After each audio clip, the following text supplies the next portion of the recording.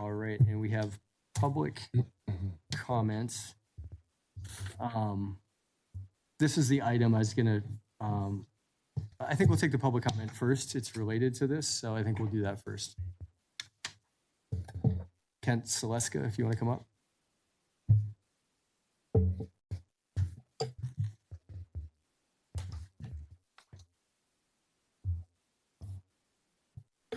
Good evening.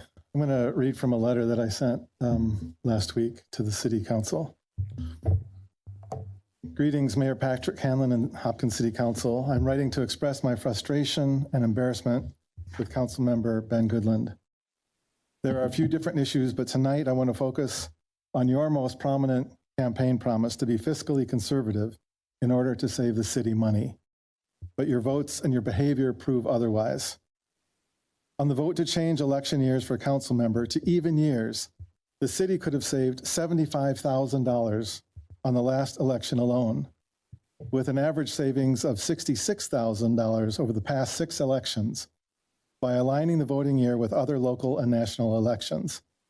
The city bylaws and rules require a unanimous vote from the council to do that, and Council Member Goodlund was the only dissenting vote. Council Member Goodlund, if your primary goal was to save the city money, then a vote to approve this change in the election cycle would likely be the single most cost-saving vote you could have made during your tenure on this council. It is baffling, and it appears selfish to vote no on this change. In addition, you have a history of making professional trips much more expensive than necessary. You regularly register late, which increases both the fees for the conference and the cost for the plane flights. Then, because you register late, you are unable to get a room in the host hotel, and you have to book your rooms at other hotels that are more expensive and or further away. And when they are further away, that means you either rent a car or take a taxi, which also requires reimbursement from the city.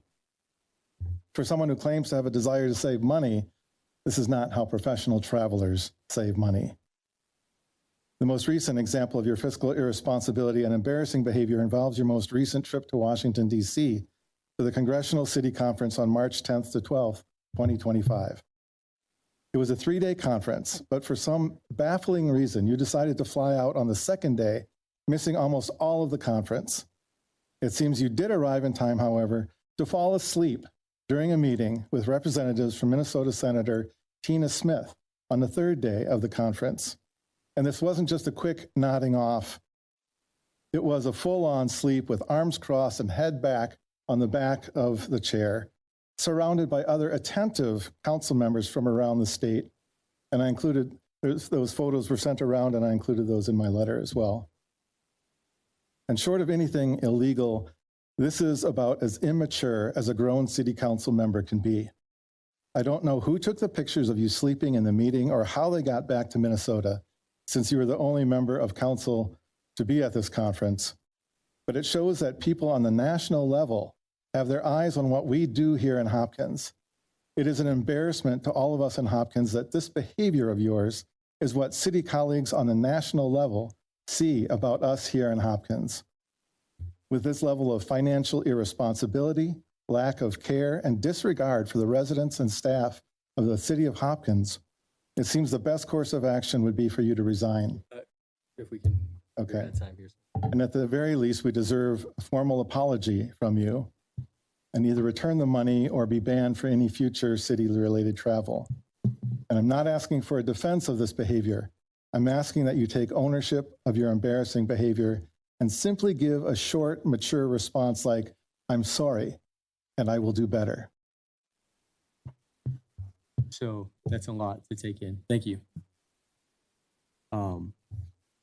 We've had it. There's been a number of public comments. You and I had a conversation earlier this afternoon. There's been a number of comments that have come in related to the most recent, and we don't need to go into all of those issues that were brought up here. This isn't a debate. There were a number of comments made about this recent trip to Washington, D.C., and so I said that we'd give you some time to respond right now and say anything that you want in regards to the trip to Washington, D.C. Perfect. Thank you so much. So I want to, I guess, just begin by being a little more transparent and clear about just, I guess, in general about the whole trip. So specifically, when I had booked this trip with the flights, had reached out to Amy to let her know that I was going and all that, there was on the league's website an initial agenda. Now, I had booked that coordinating with my work schedule and all that, so that originally I was set to leave Monday morning at 10:30 and then arriving there around 1 o'clock and then departing around 2:45, I believe it was, on Wednesday. So it would have been the 10th, 11th, 12th. And the conference went the 10th, 11th, and 12th.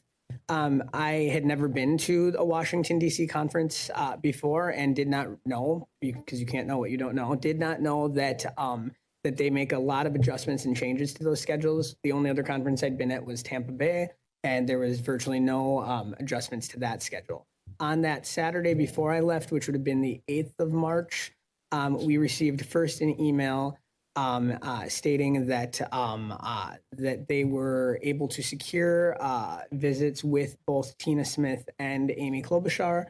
But the one catch is that those were at 2:40, I think it was 2:40, and then at 3:45 with Amy Klobuchar.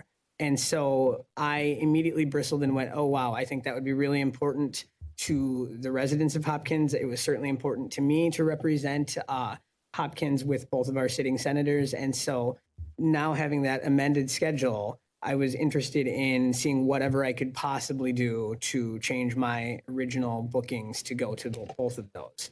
Then the next night on Sunday at 6:50 p.m., we received another email saying that the vice president was going to speak on Monday and that he would be speaking around 3 o'clock. However, people would need to be there in the hotel ballroom by 1 o'clock in order to clear security to be allowed into this event.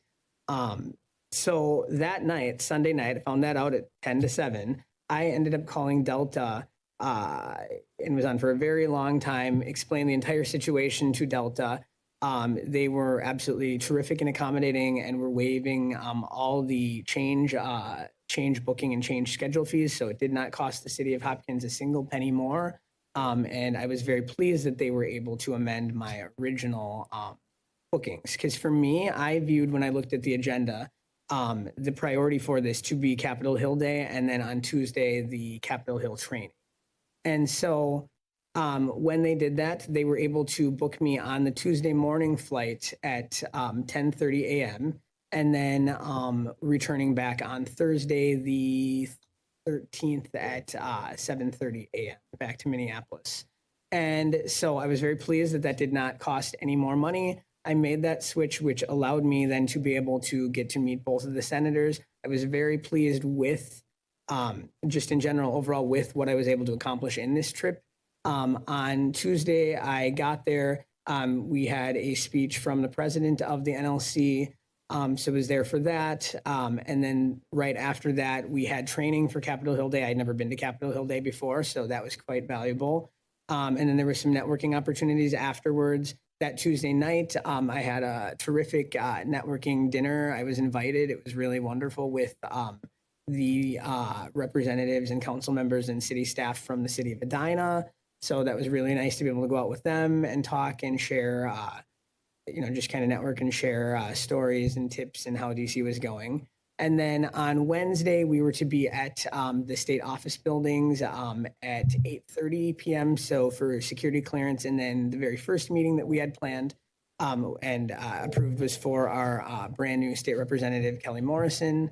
And so I showed up there at 8:30, passed through security, and was delighted to get to meet her. She's a terrific lady. I'm sure we'll be working with her a lot going forward. So that's how my day kicked off. That was super important to me since, again, she represents Hopkins. And then after that, I made my way to Brad Feinstad's office, congressman from Rochester. Unfortunately, he was gone for the day. I had missed him because he was speaking at the same time as Kelly Morrison, and we were only allotted A or B, but I was hoping to still get to see him, but was delighted because one of his staffers, who I had actually known from my days at the House, was there, and he offered me a private tour of the Capitol Hill. That was incredible. Very, very grateful for that. So he did me a very big favor by getting me through security and all that, and I was able to tour that for over an hour. After that, then we met up in House Whip, I think it's Whip's office. Tom Emmer. He unfortunately was on the floor as well, Congress floor, and was not able to meet with us. But we met with his staffer for quite a while. Had a very nice meeting and exchange there. Talked again as a group about some of the challenges we face. After that, we then took the underground subway or train to the Senate lunch office or lunch building. Had a terrific lunch. It was really, really cool. Highly recommend it if anyone goes there. But went to the lunch afterwards. Then we had about an hour and a half, I believe. And we were waiting. It got pushed back for Senator Smith, Tina Smith. She unfortunately was not able to meet with us that day. She was stuck on the floor the entire time. After that, then we had, again, about maybe a half an hour break. And then we went over to Amy Klobuchar's office. And at the very last minute, it looked like we weren't going to get to meet her because she was still tied up on the floor. But she was able to come. It was wonderful getting to meet her one-on-one. Like I shared last week, fortunate to be able to get a picture with her in front of our Raspberry mural. And again, I wouldn't trade that for the world. It was really great to represent the people of Hopkins in her office. After that, I then went on a sunset bus tour because Capitol Hill Day was done and the conference was done at that point. So then I went for a 3-hour bus tour. And then another, I think, really important detail is I got back to the hotel right around 11:30 or so that night. And I specifically declined a second night at the hotel, believing that that just was absolutely unnecessary because I was catching a 6 a.m. flight back to Minneapolis and I needed to be at the Reagan Airport at 4 a.m. So I intentionally did not book a second night at the hotel. The other thing that I had forgotten in this story was just the initial booking of the hotel. Very grateful for Amy for making that initial arrangement. When I called on Monday morning to change my hotel nights, that hotel, which is where the conference was incredibly booked up / overbooked. And so when I was not able to go to that Monday night, they had, I guess, a waiting list of people that wanted that room. And so then they were not able to accommodate me for the second night, meaning that Tuesday night, which then was my amended first night there. And so I then walked across the street to the adjoining Marriott and they were able to accommodate me. So that is how that went down. But I only did stay in a hotel room for one. So that's pretty much, the full recount of my time there. If I could, I don't know that we necessarily have any specific policies on attendance of the entire conference. However, going forward, I think that is something that, we need to look into when any of us go on a conference. Are we going to be there for the entire time or not? Certainly was not trying to get out of anything. I was going literally based on what Delta could accommodate me for with no change fees, knowing that my priority was specifically to be there for Capitol Hill Day and the training. So, Council Member Goodlund, thank you for that recount, and maybe that adds some detail, a lot of detail to the trip that you took. I think the thing, and you heard it at the end of the comments, and maybe from some of the other people, is that the city paid for you to go to a conference. You didn't go to the conference. Your priority may have been to go to and meet some senators and representatives, but there was a 2-day conference, and you missed the entire conference. And so, and I think this conversation definitely could have happened behind closed doors, but you hear it now, and you just gave a presentation on March 18th before council, and you definitely make it, folks can go and listen to that. And you definitely, and me saying this right now, I was really hoping you were just going to say, hey, I messed up, or some element of that. And it's unfortunate that we can't hear that. We paid for you to go to a conference, the city paid for you to go to a conference that you didn't go to. And you gave a presentation to council on March 18th as if you went and saw all these speakers, you listed out, and folks can go back and watch that and hear the intent of how that sounds. You didn't see any of those speakers. And so I think that's just all folks are asking for is like, hey, and things happen, as we go to these As we go to conferences, things happen in our lives and things happen with people and you got to change flights and you got to do things. But I think it's the accountability piece and just a little of it, I think people would like to hear. And there was none of it in that description right there. So I think that's where some of the comments are coming from people in the community is they just wanted to hear some accountability. And can you offer that? I mean, I guess what I will say is that, next time and in general, I will be even more transparent with, when I go to things, exactly where I am, what I'm doing, all that. But okay. All right. Thank you. Thanks for the public comment. Thank you for giving you details of the trip. Are there any other comments from council? Okay. Next up, we have announcements. We have City Council special meeting Tuesday, April